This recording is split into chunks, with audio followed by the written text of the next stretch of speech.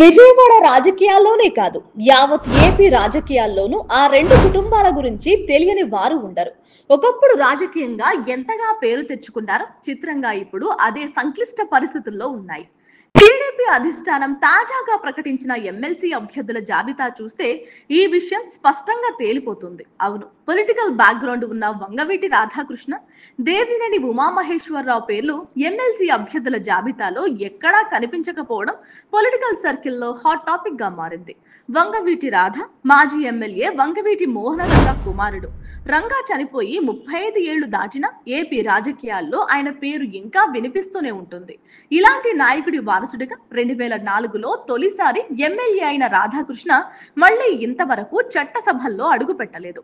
2019 ఎన్నికల్లో టీడీపీలో చేరిన తరువాత ఓటమితో రాధాకు పదవి దక్కే అవకాశమే లేకపోయింది. జనసేన బీజేపీతో పొత్తు నేపథ్యంలో 2024 ఎన్నికల్లో రాధాకు టీడీపీ టికెట్ దక్కలేదు. దీంతో ఆయనను ఎమ్మెల్సీగా చేస్తారని భావించారు.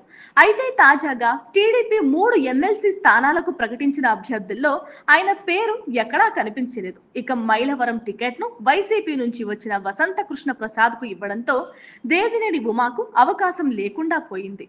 ఇక తాజాగా ఎమ్మెల్సీ చేయడం ఖాయమనే ప్రచారం జరిగింది. కానీ దానికి కూడా ఛాన్స్ లేకుండా పోయింది. ఉమాను కూడా కాదని టీడీపీ అధిష్టానం వేరే నాయకులకు అవకాశం ఇచ్చింది. జనసేన నుంచి నాగబాబుకు ఎమ్మెల్సీ ఇవ్వడంతో టీడీపీలో అదే కాపు సామాజిక వర్గానికి చెందిన వంగవీటి రాధాకు టికెట్ దక్కలేదు. ఇటీవల కమ్మ సామాజిక వర్గం నుంచి పట్టభద్రుల ఎమ్మెల్సీగా టీడీపీ నుంచి ఆలపాటి రాజేంద్ర ప్రసాద్ గెలవడం దేవినేని ఉమాపై తీవ్ర ప్రభావం పడిందని అంటున్నారు. మరి వీరిద్దరికీ న్యాయం జరిగేది ఎప్పుడో అని మండిపడుతున్నారు వారి అభిమానులు. చూడాలి మరి సీఎం చంద్రబాబు ఈ ఇద్దరికి ఎప్పుడు న్యాయం చేస్తారు. Please subscribe .news.